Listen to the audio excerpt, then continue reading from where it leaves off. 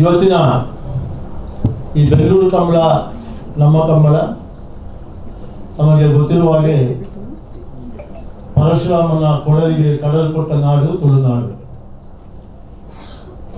ಈ ಒಂದು ತುಳುನಾಡಿನಲ್ಲಿ ಕಂಬಳ ಜಾನಪದ ಕ್ರೀಡೆ ಮತ್ತೊಂದು ಸಾಂಸ್ಕೃತಿಕ ಕಾರ್ಯಕ್ರಮ ಇದು ಬಹಳ ವರ್ಷದಿಂದ ನಮ್ಮ ಊರಿಂದ ಹಿರಿಯರು ನಡೆದುಕೊಂಡು ಬಂದಂತ ಒಂದು ಮನೋರಂಜನಾ ಕಾರ್ಯಕ್ರಮ. ಇದು ಅಂದಿನಿಂದ ಇಂದಿನವರೆಗೂ ಕೂಡ ಅದೇ ರೀತಿಯಲ್ಲಿ ನಮ್ಮೂರಿನಲ್ಲಿ ನಡೀತಾ ಬಂದಿದೆ.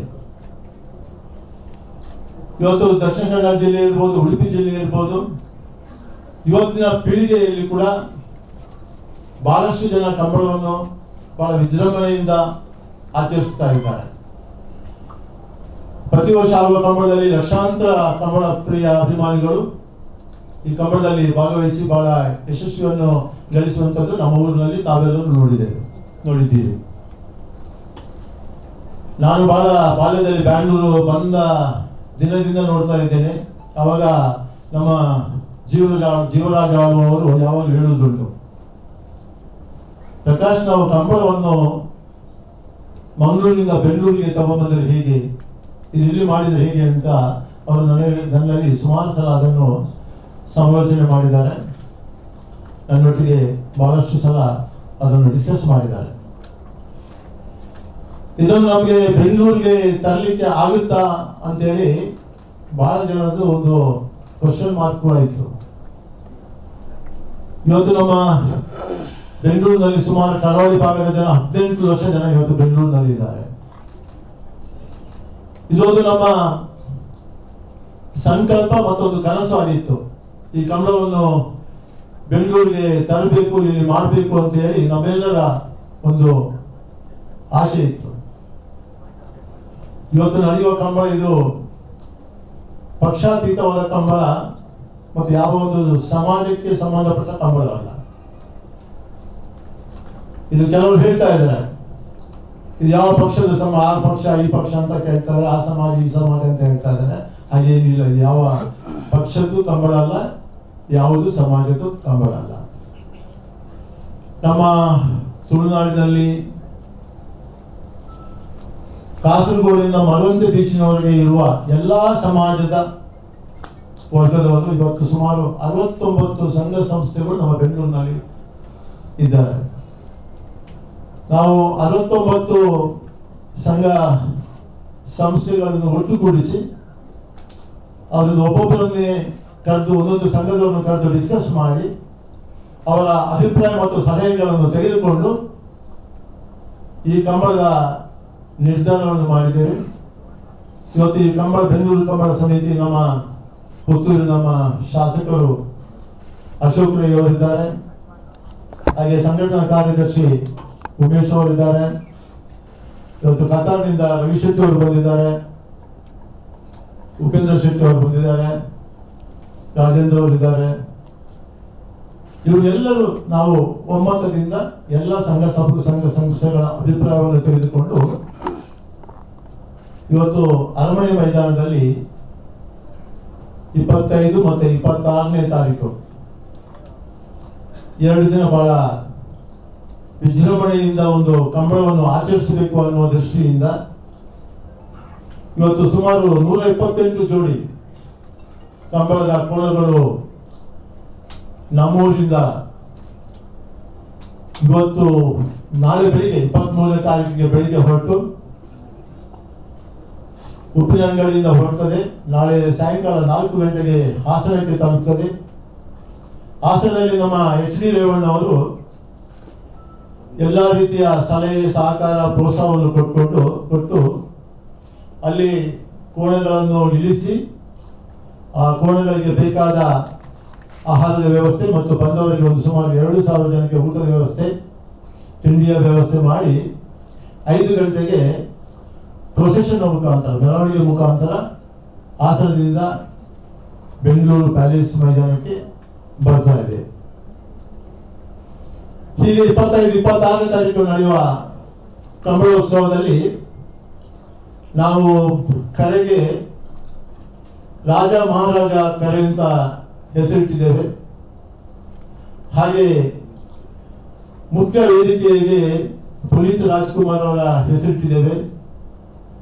ಹಾಗೆ ಇನ್ನೊಂದು ಸಾಂಸ್ಕೃತಿಕ ಕಾರ್ಯಕ್ರಮದಲ್ಲಿ ಒಂದು ವೇದಿಕೆ ಇದೆ, ಅದಕ್ಕೆ ಕೃಷ್ಣರಾಜ ಒಡೆಯರು ಹೆಸರಿಟ್ಟಿದ್ದೇವೆ.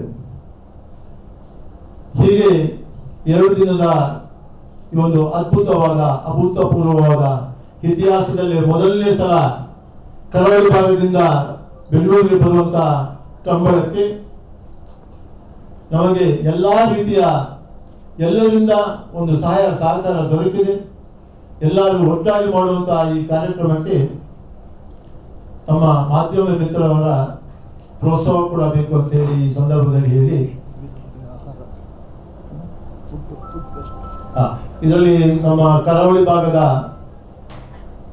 ಬೇರೆ ಬೇರೆ ರೀತಿಯ ಕರಾವಳಿಗೆ ಸಂಬಂಧಪಟ್ಟಂತ ಎಲ್ಲ ಫುಡ್ ಕೋರ್ಟ್ ಕೂಡ ಇದೆ. ಆಮೇಲೆ ಹಳ್ಳಿಯ ಸೊಗಡು ಮತ್ತೆ ನಮ್ಮ ಕರಾವಳಿ ಭಾಗಕ್ಕೆ ಸಂಬಂಧಪಟ್ಟ ಎಲ್ಲ ಸಾಂಸ್ಕೃತಿಕ ಕಾರ್ಯಕ್ರಮಗಳು ನಡೆಯಲಿದೆ.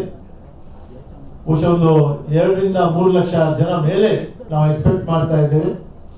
ಬಹಳ ಶಿಸ್ತುಬದ್ಧವಾಗಿ ಅರ್ಥಪೂರ್ಣವಾದ ಕಾರ್ಯಕ್ರಮ ಮಾಡಬೇಕಂತೇಳಿ ನಮ್ಮ ಹೋದ 2 ತಿಂಗಳಿಂದ ನಾವು ಈ ಕೆಲಸವನ್ನು ಮಾಡ್ತಾ ಇದ್ದೇವೆ. ಇದರಲ್ಲಿ ನಮ್ಮ ಗುರುಕಿರಣ್ ಅವರು ಸಾಂಸ್ಕೃತಿಕ ಕಾರ್ಯಕ್ರಮವನ್ನು ನೋಡ್ತಾ ಇದ್ದಾರೆ. ಹಾಗೆ ಗುಣರಂಜನ್ ಶೆಟ್ಟಿ ಕೂಡ ಬಂದಿಲ್ಲ, ಅವರು ಕೂಡ ಈ ಕಂಬಳದ ಬಗ್ಗೆ ಬಹಳ ಕೆಲಸ ಮಾಡ್ತಾ ಇದ್ದಾರೆ. ಆಮೇಲೆ ಅರ್ಜುನ್ ಜನ್ಯ ಗುರುಕಿರಣ್ ಅವ್ರದ್ದು ಕಾರ್ಯಕ್ರಮ ಒಂದು ನೈಟ್ ಕೂಡ ನಡೀತಾ ಇದೆ. ಬೇರೆ ಬೇರೆ ಕಡೆಯಿಂದ ಮುಖ್ಯವಾಗಿ ನಮ್ಮ ಕರಾವಳಿ ಭಾಗದಿಂದ ಹುಲಿ ವೇಷ ಮತ್ತೆ ಬೇರೆ ಬೇರೆ ನೃತ್ಯಗಳು ಎಲ್ಲ ಆಗಲಿಕ್ಕಿದೆ. ಈ ಒಂದು ಕಾರ್ಯಕ್ರಮ ಯಶಸ್ವಿಯಾಗಿ ನಡೆಯಲಿ.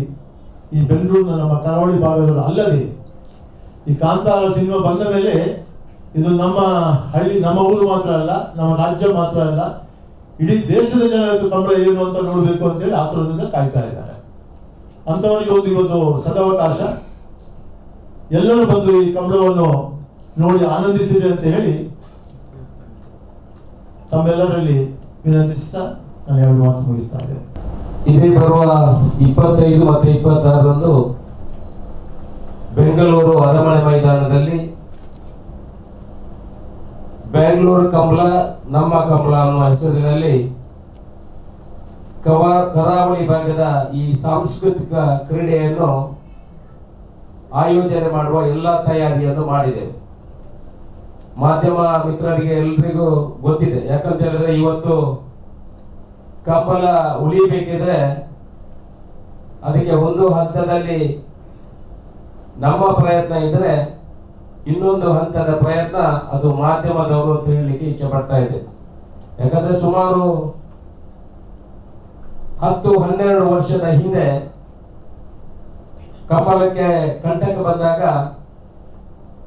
ಆಗ ಕರ್ನಾಟಕದಲ್ಲಿ ಕಾಂಗ್ರೆಸ್ ಸರ್ಕಾರದ ಸಿದ್ದರಾಮಯ್ಯನವರು ಮುಖ್ಯಮಂತ್ರಿ ಆಗಿರುವಾಗ ಸುಗ್ರೀವಾಜ್ಞೆ ಮಾಡುವ ಮುಖಾಂತರ ಅದನ್ನು ಉಳಿಸುವಲ್ಲಿ, ಆನಂತರ ಕೇಂದ್ರ ಸರ್ಕಾರದಲ್ಲೂ ಕೂಡ ಇದಕ್ಕೆ ಅಸ್ತು ಕೊಟ್ಟು ರಾಷ್ಟ್ರಪತಿಯವರ ಅಂಕಿತವಾಗಿ ಪುನಃ ಪೀಠದವರು ಅದನ್ನು ಸುಪ್ರೀಂ ಕೋರ್ಟ್ ನಲ್ಲಿ ವಾದ ಮಾಡಿದಾಗ ನಾನು ವೈಯಕ್ತಿಕ ನೆಲೆಯಲ್ಲಿ ಅದನ್ನು ಹೋರಾಟ ಮಾಡಿ ಕಂಬಳದ ಪರವಾಗಿ ಸುಪ್ರೀಂ ಕೋರ್ಟ್ನಲ್ಲಿ 5 ನ್ಯಾಯಾಧೀಶರ ಬೆಂಚು ಕಂಬಳದ ಪರವಾಗಿ ಆದೇಶವನ್ನು ಕೊಟ್ಟಿದೆ. ಇವತ್ತು ದಕ್ಷಿಣ ಕನ್ನಡ ಜಿಲ್ಲೆಯಲ್ಲಿ 3 ತಿಂಗಳು ನಿರಂತರ ಕಂಬಳಗಳು ನಡೀತಾ ಇರ್ತದೆ. ಇದಕ್ಕೆ ಸುಮಾರು 700 ವರ್ಷಗಳ ಇತಿಹಾಸ ಇದೆ. ಮತ್ತೆ ಎಲ್ಲ ಜಾತಿ ಧರ್ಮದವರು ಸೇರಿ ಈ ಕಂಬಳವನ್ನು ಆಚರಣೆ ಮಾಡ್ತಾರೆ. ಇದರಲ್ಲಿ ಕೋಣೆಗಳ ಯಜಮಾನರುಗಳು ಎಲ್ಲ ಜಾತಿಯವರು ಕೂಡ ಇದರಲ್ಲಿ ಭಾಗವಹಿಸ್ತಾರೆ. ಇವತ್ತು ನಾವು ಬೆಂಗಳೂರಿಗೆ ಈ ಕಂಬಳವನ್ನು ಪರಿಚಯ ಮಾಡಬೇಕು ಅಂದ್ರೆ ಈ ಭಾಗದ ರಾಜ್ಯಕ್ಕೆ ಮತ್ತೆ ದೇಶಕ್ಕೆ ಈ ಒಂದು ಕಂಬಳವನ್ನು ಪರಿಚಯ ಮಾಡುವ ದೃಷ್ಟಿಕೋನ ಇಟ್ಕೊಂಡು ಈ ಕಂಬಳವನ್ನು ಬೆಂಗಳೂರಿನಲ್ಲಿ ಆಯೋಜನೆ ಮಾಡಿದ್ದೇವೆ. ಪ್ರಕಾಶ್ ಶೆಟ್ಟರು ನಮ್ಮ ಗೌರವಾಧ್ಯಕ್ಷರು ಹೇಳಿದ ಹಾಗೆ ಸುಮಾರು 15 ರಿಂದ 20 ಲಕ್ಷ ಜನ ದಕ್ಷಿಣ ಕರಾವಳಿ ಭಾಗದವರು ಇಲ್ಲಿ ನೆಲೆಸಿರುತ್ತಾರೆ. ಅವರೆಲ್ಲ ಆಕಾಂಕ್ಷೆ ಅಂತ ಇಡೀ ರಾಜ್ಯಕ್ಕೆ ವಿಶ್ವಕ್ಕೆ ಈ ಕಮಲವನ್ನು ಪರಿಚಯ ಮಾಡುವ ದೃಷ್ಟಿಕೋನದಲ್ಲಿ ಈ ಕಮಲವನ್ನು ಇಲ್ಲಿ ಆಯೋಜನೆ ಮಾಡಿದೆ. ಸುಮಾರು 200 ಜೊತೆ, ಇವಾಗಲೇ ನಮ್ಮ ಹತ್ರ 228 ಜೊತೆ ಕೋಣೆಗಳು ಈ ಕಮಲಕ್ಕೆ ರಿಜಿಸ್ಟ್ರೇಷನ್ ಮಾಡಿದ್ದಾರೆ. ಅದರಲ್ಲಿ ನಾವು ಆಯ್ದು ಸುಮಾರು 200 ಜೊತೆ ಕೋಣೆಗಳು ಈ ಕಮಲದಲ್ಲಿ ಭಾಗಿಯಾಗ್ತದೆ. ಇದಕ್ಕೆ ಎಲ್ಲ ರೀತಿಯ ಆಸ್ ಪರ್ ಅನಿಮಲ್ಸ್ ಆಕ್ಟ್ ಏನಿದೆ ಅದರ ಪ್ರಕಾರ ಎಲ್ಲ ಪ್ರಿಕಾಷನ್ ಅನ್ನು ತಗೊಂಡಿದ್ದೇವೆ. ಆಸನದಲ್ಲಿ ಬಂದು 4 ಗಂಟೆ ಅದಕ್ಕೆ ರೆಸ್ಟ್ ಕೊಡುವಂಥದ್ದು, ಆಹಾರ ಕೊಡುವಂತಹ ಕೆಲಸವನ್ನು ಮಾಡ್ತೇವೆ. ಅಂತ ಸುಮಾರು 11 ಗಂಟೆಗೆ ನಾಳೆ ಬೆಂಗಳೂರಿಗೆ ಇಲ್ಲಿ ಅರಮನೆ ಮೈದಾನಕ್ಕೆ ನಾವು ಇಲ್ಲಿ ಸ್ವಾಗತ ಮಾಡುವ ತಯಾರಿಯನ್ನು ಮಾಡ್ತಾ ಇದ್ದೇವೆ. ಜೊತೆಯಲ್ಲಿ ಆಹಾರದ ಬಗ್ಗೆ ಅವರು ನೀರಿನ ಬಗ್ಗೆ ಮತ್ತೆ ಆಹಾರದ ಬಗ್ಗೆ ಕೋಣೆಗಳ ಯಜಮಾನರುಗಳು ಯಾರಿದ್ದಾರೆ ಅವರು ತನ್ನ ಆಹಾರದ ಬಗ್ಗೆ ಅವರು ಚಿಂತನೆ ಮಾಡಿಲ್ಲ. ಅವರು ಕೋಣಗದ ಆಹಾರದ ಬಗ್ಗೆ ನೀರು ಕೂಡ ಅವರ ಊರಿಂದಲೇ ತರಬೇಕು. ಯಾಕಂದ್ರೆ ನೀರು ಬದಲಾವಣೆ ಕೂಡಲೇ ಕೋಣಗಳ ಆರೋಗ್ಯದಲ್ಲಿ ವ್ಯತ್ಯಾಸ ಆಗ್ತದೆ ವಿಚಾರವನ್ನು ನಮ್ಮ ಗಮನಕ್ಕೆ ತಂದಿದ್ರು. ಆದ್ರಿಂದ ಬೈಹುಲ್ಲು ಮತ್ತೆ ಹುರುಳಿ ಏನು ತಿಂತದೆ ಅದನ್ನು ಕೂಡ ಕೋಣಗಳ ಯಜಮಾನರುಗಳು ತಂದು ಅವರೇ ಅದನ್ನು ಮಾಡುವಂತ ಕೆಲಸವನ್ನು ಮಾಡ್ತಾರೆ. ಕರೆ ಬಗ್ಗೆ ಇಡೀ ನಾವು ಇಷ್ಟೊಂದು ದಕ್ಷಿಣ ಕನ್ನಡ ಉಡುಪಿ ಜಿಲ್ಲೆಯಲ್ಲಿ ಆಗುವ ಕಮಲಕ್ಕೆ ಹೋಲಿಕೆ ಮಾಡಿದ್ರೆ this is the one of the best ಕರೆ ಅಂದ್ರೆ ಈ ಟ್ರ್ಯಾಕ್ ಅಂತ ನಮಗೆ ಸರ್ಟಿಫಿಕೇಟ್ ಸಿಗಿದೆ. ಇದು ಕೂಡ ರೆಕಾರ್ಡ್ ಒಂದು. ಯಾಕಂತ ಹೇಳಿದ್ರೆ ಇಲ್ಲಿ ಅರಮನೆ ಮೈದಾನದಲ್ಲಿ ಆಗುವಂತ ಬ್ಯಾಂಗ್ಳೂರಲ್ಲಿ ಆಗುವಂತಹ ಕಂಬಳಗಳಲ್ಲಿ ಎಲ್ಲ ರೆಕಾರ್ಡ್, ಎಲ್ಲ ಕಂಬಳಗಳ ಕರೆ 147 ಮೀಟರ್ ಇದೆ. ಆದ್ರೆ ಇಲ್ಲಿ 155 ಮೀಟರ್ನ ಕರೆಯನ್ನು ಮಾಡಿದ್ದೇವೆ. ಜೊತೆಯಲ್ಲಿ ಕೋಣಗಳು ಕೂಡ ಹಾಗೆ ನಮ್ಮ ಆ ಭಾಗದಲ್ಲಿ ನಡೆಯುವಂತಹ ಕಂಬಳದಲ್ಲಿ ಸುಮಾರು 140ರಿಂದ 160 ಜೊತೆ ಕೋಣಗಳು ಇವತ್ತಿನವರೆಗೆ ರೆಕಾರ್ಡ್ ಆಗಿರುವಂತದ್ದು. ಇಲ್ಲಿ ಸುಮಾರು 200 ಜೊತೆ ಕೋಣಗಳು ಇಲ್ಲಿ ಭಾಗವಹಿಸ್ತವೆ. ಇನ್ನೊಂದು ವಿಶೇಷ ಏನಂತ ಹೇಳಿದ್ರೆ ಸುಮಾರು 15 ಜೊತೆ ಕೋಣೆಗಳ ಯಜಮಾನರುಗಳು ಬೆಂಗಳೂರು ಕಂಬಳಕ್ಕಾಗಿ ಕೋಣೆಗಳನ್ನು ಖರೀದಿ ಮಾಡಿ ಈ ಕಂಬಳಕ್ಕೆ ತಯಾರಿ ಮಾಡಿದ್ದಾರೆ. ಅಂದ್ರೆ ಕಂಬಳ ಬೆಂಗಳೂರಿನ ಈ ಆಗುವಂತಹ ಕಂಬಳಕ್ಕೆ ಇನ್ನೊಂದು ಪ್ರೋತ್ಸಾಹವನ್ನು ಕೊಡುವಂತಹ ಕೆಲಸಗಳನ್ನು ಕೂಡ ಮಾಡಿದೆ ಅಂತ ಹೇಳಲಿಕ್ಕೆ ನಾವು ಇಚ್ಛೆ ಪಡ್ತಾ ಇದ್ದೇವೆ. ವೇದಿಕೆಯ ಹೆಸರನ್ನು ಈಗ ನಮ್ಮ ಗೌರವಾಧ್ಯಕ್ಷರು ಹೇಳಿದ್ದಾರೆ. ಜೊತೆಯಲ್ಲಿ ನಾವು ಸುಮಾರು ಎಲ್ಲ 180 ಸ್ಟಾಲ್ಗಳನ್ನು ಇಲ್ಲಿ ಹಾಕಿದ್ದೇವೆ. ಇದರಲ್ಲಿ ಕರಾವಳಿ ಭಾಗದ ಎಲ್ಲ ಆಹಾರ ತಿಂಡಿ ತಿನಿಸುಗಳ ರುಚಿಯನ್ನು ಇಡೀ ರಾಜ್ಯದ ಜನರಿಗೆ ತೋರಿಸುವಂತ ಸವಿಯುವಂತ ಒಂದು ಅವಕಾಶವನ್ನು ಇಲ್ಲಿ ಸೃಷ್ಟಿ ಮಾಡಿದ್ದೇವೆ. 2 ದಿವಸ ನಿರಂತರ ಈ ಕಂಬಳ ನಡೀತದೆ. ಅಂದ್ರೆ 25 ತಾರೀಕಿಗೆ 10 ಗಂಟೆಗೆ 10:30 ಗಂಟೆಗೆ ಉದ್ಘಾಟನೆ ಆದರೆ 26 ಸಾಯಂಕಾಲ ಸುಮಾರು 6:30-7 ಗಂಟೆಗೆ ಈ ಕಂಬಳ ಮುಗಿಯುತ್ತದೆ. ನಿರಂತರ ಕಂಬಳ ನಡೀತದೆ. ಎಲ್ಲರೂ ಬಂದು ವೀಕ್ಷಣೆ ಮಾಡಲಿಕ್ಕೆ ಬೇಕಾಗುವಂತಹ ಎಲ್ಲ ಅವಕಾಶಗಳನ್ನು ನಾವು ಕಲ್ಪಿಸಿದ್ದೇವೆ. ಸುಮಾರು 6,000-7 ಸಾವಿರ ಜನ ಗ್ಯಾಲರಿಯಲ್ಲಿ ಕೂತು ವೀಕ್ಷಣೆ ಮಾಡುವ ಅವಕಾಶ ಇದೆ. ಬಾಕಿ ಜನರಲ್ ಪಬ್ಲಿಕ್ ಬಂದು ಅದನ್ನು ಕೂಡ ವೀಕ್ಷಣೆ ಮಾಡಲಿಕ್ಕೆ ಅವಕಾಶ ಇದೆ.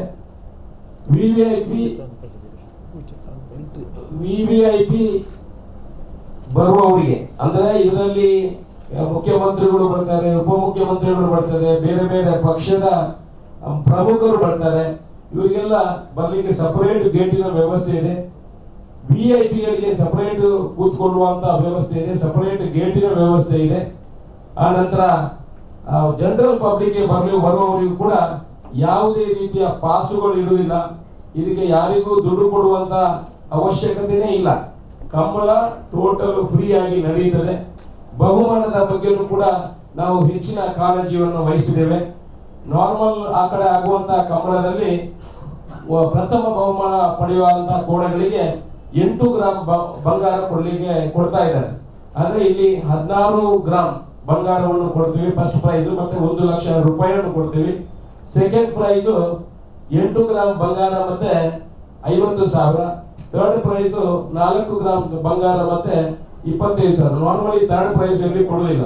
ನಿಮಗೆ ಆಗ್ಬೋದು ಇದೇನು ಇಷ್ಟು ಚಿಕ್ಕ ಪ್ರೈಸ್ಗೆ ಮಂಗಳೂರಿಂದ ಇಲ್ಲಿಗೆ ಬರ್ಬೇಕಂತ ಪ್ರಶ್ನೆ ನಾವೇ ಹಾಕ್ತಿವಿ. ಯಾಕಂತಂದ್ರೆ ಕಂಬಳ ನಡೆಯುವಂತದ್ದು ದುಡ್ಡಿಗೆ ಬಹುಮಾನಕ್ಕೆ ಅಂತ ಅಲ್ಲ, ಇದು ಘನತೆ ಮತ್ತೆ ಪ್ರೆಸ್ಟೀಜ್ಗೋಸ್ಕರ ನಡೆಯುವಂತದ್ದು. This is not a commercial race. ಇದು ಇದರಲ್ಲಿ ಪ್ರಾಮುಖ್ಯತೆ ಪಡ್ಕೊಂಡಿರುವಂತದ್ದು. ಇದು ಅವರು ಇಲ್ಲಿ ಬರ್ಬೇಕಿದ್ರೆ ಒಂದು ಕಂಬಳದ ಕೋಣದ ಜೊತೆಯಲ್ಲಿ ಸುಮಾರು 25 ಜನ ಜೊತೆಯಲ್ಲಿ ಬರ್ತಾರೆ. ಅವರಿಗೆ 4 ರಿಂದ 5 ಲಕ್ಷ ರೂಪಾಯಿ ಖರ್ಚಿದೆ. ನಾವು ಅವರಿಗೆ ಕೊಡುವಂಥದ್ದು ಏನು ಕನ್ಸಿಡರೇಷನ್, ಏನು ಪ್ರೈಸ್ ಕೊಡುತ್ತೆ, ಬಹುಮಾನ ಕೊಡುವಂಥದ್ದು ಅದು ಗಣನೆಗೆ ಇಲ್ಲ. ಎಲ್ಲಾ ಕಂಬಳದ ಕೋಣೆಗಳ ಯಜಮಾನರುಗಳು ಆ ಕಂಬಳದ ಕೋಣೆಗಳನ್ನು ಯಾರು ಓಡಿಸ್ತಾರೆ ಅವರಿಗೆ ವರ್ಷಕ್ಕೆ 6 ರಿಂದ 7 ಲಕ್ಷ ರೂಪಾಯಿ ಕಾಂಟ್ರಾಕ್ಟ್ ಆಗಿರ್ತದೆ. ಚೆನ್ನಾಗಿ ಓಡಿಸುವವರಿಗೆ 6 ರಿಂದ 7 ಲಕ್ಷ ರೂಪಾಯಿ ಅವರು ಕೊಡ್ತಾರೆ. ಇದರಲ್ಲಿ ಬಹುಮಾನ ಅಂದ್ರೆ ಪ್ರತಿಷ್ಠೆ ಅಂತ ಲೆಕ್ಕ. ಆ ರೀತಿ ಕಂಬಳ ಆಯೋಜನೆ ಆಗ್ತದೆ. ಸುಮಾರು ಕಾರ್ಯಕರ್ತರಿಗೆ, ಮಾಧ್ಯಮದವರು ಸುಮಾರು 2,000 ರಿಂದ 3,000 ಬೇರೆ ಬೇರೆ ಸಂಘಟನೆಯ ಕಾರ್ಯಕರ್ತರು ಈ 2 ದಿವಸ ಇಲ್ಲಿ ಕೆಲಸ ಮಾಡುವಂತದ್ದಾಗ್ತದೆ. ಅವರಿಗೆ ಬೇರೆ ಮತ್ತೆ ಮಾಧ್ಯಮದವರಿಗೆ ಕೂಡ ಬೇರೆ ಬೇರೆ ಪಾಸುಗಳನ್ನು ಮಾಡಿದ್ದೇವೆ.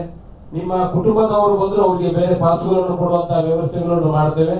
ಜೊತೆಯಲ್ಲಿ ಊಟದ ವ್ಯವಸ್ಥೆ 25 ತಾರೀಕಿಗೆ ನೀವು ಬೆಳಿಗ್ಗೆ ಬಂದ್ರೆ 26 ಸಾಯಂಕಾಲದವರೆಗೆ ಎಲ್ರಿಗೂ, ಅಂದ್ರೆ ಯಾರು ನಮ್ಮ ವಾಲಂಟಿಯರ್ಸ್ ಇದ್ದಾರೆ ಮತ್ತೆ ಮಾಧ್ಯಮದವರು ಇದ್ದಾರೆ, ಇದಕ್ಕೆ ಸಂಬಂಧಪಟ್ಟಂತ ಎಲ್ಲ ಪದಾಧಿಕಾರಿಗಳಿಗೆ ಊಟದ ವ್ಯವಸ್ಥೆಯನ್ನು ಅಲ್ಲಿ ಮಾಡ್ತೇವೆ. ಸುಮಾರು 1,26,000 ಜನರಿಗೆ ಊಟದ ವ್ಯವಸ್ಥೆಯನ್ನು ಅಲ್ಲಿ ಜೋಡಿಸಿಕೊಂಡಿದ್ದೇವೆ. ಆನಂತರ ಕ್ಯಾಂಟೀನ್ಗಳಲ್ಲಿ ಏನೇನೋ ಯಾವುದು ಇದೆಲ್ಲ ಆಹಾರ ಪದಾರ್ಥಗಳನ್ನು ಮಾಡ್ತಾರೆ, ಅದು ಅವರು ಕೂಪನ್ ಮೇಲೆಗೆ ಅದು ಮಾಡುವಂತಹ ವ್ಯವಸ್ಥೆಗಳು ಆಗ್ತದೆ. ಎಲ್ಲಾ ಖಾದ್ಯಗಳು, ಹಲಸಿನಕಾಯಿಯ ಹಪ್ಪಳದಿಂದ ಹಿಡಿದು ಕೋರಿ ರೊಟ್ಟಿಯವರೆಗೆ ಎಲ್ಲರಲ್ಲೂ ಅಲ್ಲಿ ಸಿಗುವಂತಹ ವ್ಯವಸ್ಥೆಗಳು ಆಗ್ತದೆ.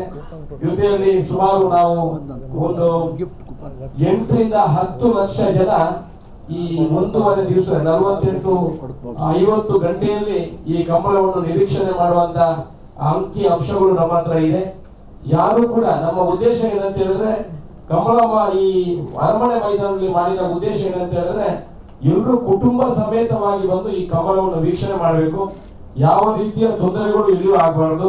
ಸುಮಾರು 24 ಎಕರೆಯಲ್ಲಿ ಪಾರ್ಕಿಂಗ್ ವ್ಯವಸ್ಥೆಯನ್ನು ಜೋಡಣೆ ಮಾಡಿದ್ದೇವೆ. ಸುಮಾರು 8,000 ಕಾರುಗಳಿಗೆ VIP ಸಪರೇಟ್ ಪಾರ್ಕಿಂಗ್ ಇದೆ. ಜನರಲ್ ಪಬ್ಲಿಕ್ ಕೂಡ ಸಪರೇಟ್ ಪಾರ್ಕಿಂಗ್ ಅನ್ನು ಮಾಡುವಂತಹ ವ್ಯವಸ್ಥೆಯನ್ನು ಮಾಡಿದ್ದೀವಿ. ಅಲ್ಲಿಂದ ಒಳಗಡೆ ನಾವು ನಡ್ಕೊಂಡು ಬಂದು ಈ ಕಂಬಳ ಮೈದಾನಕ್ಕೆ ಬರುವಂತಹ ವ್ಯವಸ್ಥೆಗಳಿದೆ. ಇನ್ನು ಇವತ್ತು ಸಾಯಂಕಾಲ ನಾವು ರೂಟ್ ಮ್ಯಾಪ್ ಅನ್ನು ಎಲ್ಲಾ ಕಡೆ ಸೋಷಿಯಲ್ ಮೀಡಿಯಾದಲ್ಲಿ ಮತ್ತೆ ಮಾಧ್ಯಮದ ಮುಖಾಂತರ ಅದನ್ನು ಕಳಿಸಿಕೊಡುವಂತಹ ವ್ಯವಸ್ಥೆ ಮಾಡ್ತೇವೆ. ಅಂದ್ರೆ ಜನರಲ್ ಪಬ್ಲಿಕ್ ಯಾವ ಗೇಟ್ ಇಂದ ಬರಬೇಕು, ಯಾವ ಗೇಟ್ ಇಂದ ಎಕ್ಸಿಸ್ಟ್ ಆಗಬೇಕು, ಹಾಗೆ ಮಾಧ್ಯಮದವರಿಗೆ ಎಲ್ಲಿ ಬೇಕಾಗುವಂತಹ ವ್ಯವಸ್ಥೆಗಳು, VVIPಗಳಿಗೆ ಬೇಕಾಗುವಂತಹ ವ್ಯವಸ್ಥೆಗಳು, ಇದನ್ನೆಲ್ಲ ಜೋಡಣೆ ಮಾಡುವಂತಹ, ವ್ಯವಸ್ಥಿತವಾಗಿ ಜೋಡಣೆ ಮಾಡುವಂತಹ ಕೆಲಸಗಳು ಆಗಿದೆ. ಮಾಧ್ಯಮದ ಮುಖಾಂತರ ನಾವು ವಿನಂತಿ ಮಾಡಿಕೊಳ್ಳುವುದು ಇಷ್ಟೇ. ನಾವು ದೊಡ್ಡ ಮಟ್ಟದಲ್ಲಿ ಈ ಕಂಬಳವನ್ನು, ಕರಾವಳಿ ಭಾಗದ ಈ ಸಾಂಸ್ಕೃತಿಕ ಕ್ರೀಡೆಯನ್ನು ರಾಜ್ಯ ಮಟ್ಟದಲ್ಲಿ, ದೇಶ ಮಟ್ಟದಲ್ಲಿ ಪರಿಚಯ ಮಾಡುವಂತಹ ಪ್ರಯತ್ನದಲ್ಲಿ ನಾವು ತೊಡಗಿಸಿಕೊಂಡಿದ್ದೀವಿ. ಕಂಬಳವನ್ನು ಉಳಿಸುವಲ್ಲಿ ಪ್ರಯತ್ನ ಮಾಡಿದ ನೀವೆಲ್ಲ ಈ ಕಂಬಳವನ್ನು ಎಲ್ಲ ಮನೆಗೆ ಮುಟ್ಟಿಸುವಂತಹ ಕೆಲಸ, ಮಾಹಿತಿಯನ್ನು ಮುಟ್ಟಿಸುವಂತಹ ಕೆಲಸ, ಒಳ್ಳೆ ರೀತಿಯಲ್ಲಿ ಇಷ್ಟೊಂದು ಜನ ಬಂದು ಈ ಕಂಬಳದಲ್ಲಿ ಭಾಗವಹಿಸುವ ಈ ಕಾರ್ಯಕ್ರಮವನ್ನು ಒಳ್ಳೆ ರೀತಿಯಲ್ಲಿ ನಡೆಸಿಕೊಂಡು ನಿಮ್ಮ ಸಹಕಾರ ಬೇಕು ಅಂತ ನಮ್ಮ ಹತ್ರ ವಿನಂತಿ ಮಾಡ್ಕೊಳ್ತಾ ಇದ್ದೇವೆ. ಅದೇ ರೀತಿ 24 ಶುಕ್ರವಾರದಂದು ತುಳು ಕೂಟದವರ ಒಂದು ಕಾರ್ಯಕ್ರಮವನ್ನು ಬೆಳಿಗ್ಗೆ ಅಲ್ಲಿ ನಡೆಯಲಿಕ್ಕಿದೆ. ಅದು ಬೆಳಿಗ್ಗೆ ಸಾಂಸ್ಕೃತಿಕ ಕಾರ್ಯಕ್ರಮ ಅದರಲ್ಲಿ ನಡೀತದೆ. ಮಧ್ಯಾಹ್ನ ಬೆಳಿಗ್ಗೆ 9:30 ಗಂಟೆಗೆ ಈ ಕಾರ್ಯಕ್ರಮ ಉದ್ಘಾಟನೆ ಆಗ್ತದೆ. ಆನಂತರ ಮಧ್ಯಾಹ್ನ ಸಾಯಂಕಾಲದವರೆಗೆ ತುಳು ಸಂಘಟನೆಯವರ ಸಾಂಸ್ಕೃತಿಕ ಕಾರ್ಯಕ್ರಮಗಳು ಕೂಡ ಅಲ್ಲಿ ನಡೆಯುತ್ತದೆ. ಆವಾಗ ನಮ್ಮ ಸ್ಟಾಲ್ಗಳೇನಿದೆ ಅದು ಕೂಡ ಉದ್ಘಾಟನೆಗೊಳ್ಳಲಿಕ್ಕಿದೆ. ಆ ಸಮಯದಲ್ಲಿ ಬೆಳಿಗ್ಗೆ ಇಂದ ಸಾಯಂಕಾಲದವರೆಗೆ ಬೆಂಗಳೂರು ತುಳು ಕೂಟ ರಿಜಿಸ್ಟರ್ಡ್ ಕಾರ್ಯಕ್ರಮಗಳು ಇಲ್ಲಿ ನಡೆಯಲಿಕ್ಕಿದೆ. ಇದರಲ್ಲೂ ಕೂಡ ಸಭಾ ಕಾರ್ಯಕ್ರಮಗಳು ನಡೆಯಲಿಕ್ಕಿದೆ. ಇದರಲ್ಲಿ ಎಲ್ಲ ಗಣ್ಯರು ಈ ಕಾರ್ಯಕ್ರಮದಲ್ಲಿ ಭಾಗವಹಿಸುವರಿದ್ದಾರೆ. ತಾವುಗಳು ಇದನ್ನೆಲ್ಲ ಮಾಧ್ಯಮದ ಮುಖಾಂತರ ಎಲ್ಲರಿಗೂ ಇದನ್ನು ವಿತರಿಸುವ ಕೆಲಸಗಳು ಆಗಬೇಕು. ನಿಮ್ಮ ಸಹಕಾರ ಕೂಡ ನಿಮ್ಗೆ ಬೇಕಂತ ನಿಮ್ಮ ಹತ್ರ ಕೇಳಿಕೊಳ್ತಾ ಇದ್ದೇವೆ. ಬಂದವರಿಗೆ ಇನ್ನಷ್ಟು ಎಂಕರೇಜ್ ಮಾಡ್ಬೇಕನ್ನುವ ದೃಷ್ಟಿಯಿಂದ ಗೋಲ್ಡ್ ಪಿಂಚ್ ಒಂದು ಸಂಸ್ಥೆಯಿಂದ ಬಂದಂತ ಎಲ್ಲರಿಗೂ ಒಂದು ಗಿಫ್ಟ್ ಕೂಪನ್ ತರ ಕೊಡ್ತೇವೆ. ಅದರಲ್ಲಿ ವಿಶೇಷವಾಗಿ ಒಂದು ಕಾರು, ಒಂದು ಬುಲೆಟ್ ಬೈಕ್ ಮತ್ತೆ ಇನ್ನೊಂದು ಎಲೆಕ್ಟ್ರಾನಿಕ್ ಬೈಕ್ ಫ್ರೀ ಗಿಫ್ಟ್ ಇದೆ. ಬಂದವರಿಗೆ ಇನ್ನಷ್ಟು ಉತ್ಸಾಹವಾಗಿರ್ಬೇಕಂತ ನಿಟ್ಟಿನಲ್ಲಿ ಅವರಿಗೆ ಒಂದು ಗಿಫ್ಟ್ ಕೂಪನ್ ಕೊಡ್ತಾ ಇದ್ದೇವೆ. ಆ ಗಿಫ್ಟ್ ಕೂಪನ್ಗೆ ಅಲ್ಲೊಂದು ಬಾಕ್ಸ್ ಇರ್ತೇವೆ. ಒಂದು 2-3 ಕಡೆ ಬಾಕ್ಸ್ ಅನ್ನು ಇಟ್ಟಿರ್ತೇವೆ. ಆ ಬಾಕ್ಸ್ ಅಲ್ಲಿ ಆ ಕೂಪನ್ ಸ್ಲಿಪ್ ಮತ್ತೆ ಅವ್ರ ಫೋನ್ ನಂಬರ್ ಬರೆದು ಹಾಕ್ಬೇಕು. 26ನೇ ತಾರೀಕು ಸಾಯಂಕಾಲ ಫೈನಲ್ಸ್ ನಡೆಯುವಾಗ ಅದರ ಲಕ್ಕಿ ಡ್ರಾವನ್ನು ಸಹ ಮಾಡುವಂತ ಕೆಲಸ ಗೋಲ್ಡ್ ಪಿಂಕ್ ಸಿಟಿ ಅವರು ಮಾಡ್ತಾ ಇದ್ದಾರೆ. ಪ್ರಕಾಶ್ ಶೆಟ್ಟಿ ಅವರು ಚೇರ್ಮನ್ ಆಗಿ ಅದನ್ನು ಮಾಡ್ತಾ ಇದ್ದಾರೆ. ಅದರ ಜೊತೆಗೆ 25ನೇ ತಾರೀಕು ಬೆಳಿಗ್ಗೆ 10:30 ಗಂಟೆಗೆ ಸನ್ಮಾನ್ಯ ಯಡಿಯೂರಪ್ಪ ಅವರು ಈ ಕಾರ್ಯಕ್ರಮದ ಉದ್ಘಾಟನೆಯನ್ನು ಸಹ ಮಾಡ್ತಾ ಇದ್ದಾರೆ. ಇನ್ವಿಟೇಷನ್ ಕೊಡ್ತೀವಿ, ನಿಮಗೆ ಇನ್ವಿಟೇಷನ್ ಕೊಡ್ತೀವಿ. ಅದರಲ್ಲಿ ಮುಖ್ಯಮಂತ್ರಿಗಳು ಬರ್ತಾರೆ, ಉಪಮುಖ್ಯಮಂತ್ರಿಗಳು, ನಮ್ಮ ಗೌರವಾಧ್ಯಕ್ಷರು, ಈ ಕಾರ್ಯಕ್ರಮದ ಗೌರವಾಧ್ಯಕ್ಷರು ಡಿ ಕೆ ಶಿವಕುಮಾರ್ ಅವರು, ಮುಖ್ಯಮಂತ್ರಿಗಳು ಬರ್ತಾರೆ, ಮಾಜಿ ಮುಖ್ಯಮಂತ್ರಿಗಳಾದ ಯಡಿಯೂರಪ್ಪನವರು ಬರ್ತಾರೆ, ಬಸವರಾಜ ಬೊಮ್ಮಾಯಿ ಅವರು ಬರ್ತಾರೆ, ರಾಜ್ಯದ ಎಲ್ಲ ಮಂತ್ರಿಗಳು, ನಮ್ಮ ಸಭಾಪತಿಗಳು ಬರ್ತಾರೆ, ಮಾಜಿ ಮುಖ್ಯಮಂತ್ರಿಗಳು ಡಿ ವಿ ಸದಾನಂದ ಗೌಡರು ಬರ್ತಾರೆ, ಯು ಟಿ ಖಾದರ್ ಅವರು, ಗುಂಡೂರಾವ್ ಅವರು, ಉಸ್ತುವಾರಿ ಮಂತ್ರಿ ದಕ್ಷಿಣ ಕನ್ನಡ ಜಿಲ್ಲೆ, ಎಲ್ಲ ಮಂತ್ರಿಗಳು ಬರ್ತಾರೆ, ಕೇಂದ್ರದ ಮಂತ್ರಿಗಳು ಬರ್ತಾರೆ, ಕ್ಯಾಬಿನೆಟ್ ಸಚಿವರು ಎಲ್ಲ ಬರ್ತಾರೆ, ಬೆಂಗಳೂರು ಸುತ್ತಮುತ್ತಲಿನ ಶಾಸಕರು, MP, MLAs ಎಲ್ಲ ಇದರ ಕಾರ್ಯಕ್ರಮದಲ್ಲಿ ಭಾಗಿಯಾಗಿದ್ದಾರೆ. ವಿಶ್ವ ವಿನೂತನ ಚಿನ್ನಾಭರಣಗಳ ಹಬ್ಬ ಮುಳಿಯ ಚಿನ್ನೋತ್ಸವ ಇದೇ ನವೆಂಬರ್ 10ರಿಂದ 30ರವರೆಗೆ ಪುತ್ತೂರು ಹಾಗೂ ಬೆಳ್ತಂಗಡಿಯ ಮುಳಿಯಾದಲ್ಲಿ. ಸಾಂಪ್ರದಾಯಿಕ ಆಭರಣಗಳಿಗೆ ಆಧುನಿಕ ಸ್ಪರ್ಶವನ್ನು ನೀಡಿ ತಯಾರು ಮಾಡಿದಂತಹ ಮಹತಿ ಆಂಟಿಕ್ ಕಲೆಕ್ಷನ್. ಪ್ರತಿಯೊಂದು ಸಮಾರಂಭದಲ್ಲೂ ನಕ್ಷತ್ರದಂತೆ ಮಿನುಗಲು ಅಮೂಲ್ಯ ಡೈಮಂಡ್ ಆಭರಣಗಳು. ವೇದಾಂತ್, ಕುಂದನ್ ಮತ್ತು ಪೋಲ್ಕಿ ಡೈಮಂಡ್ ಆರ್ನಮೆಂಟ್ಸ್. ಮುಳಿಯಾ ಸಿಲ್ವರಿಯಾದಲ್ಲಿ 92.5 ಸ್ಟರ್ಲಿಂಗ್ ಬೆಳ್ಳಿಯ ಆಭರಣಗಳು. ಮುಳಿಯಾ ಜುವೆಲ್ಸ್, ಪುತ್ತೂರು ಮತ್ತು ಬೆಳ್ತಂಗಡಿ. ಸುದ್ದಿ ಚಾನಲ್, ಕ್ಷಣ ಕ್ಷಣದ ಸುದ್ದಿಗಾಗಿ.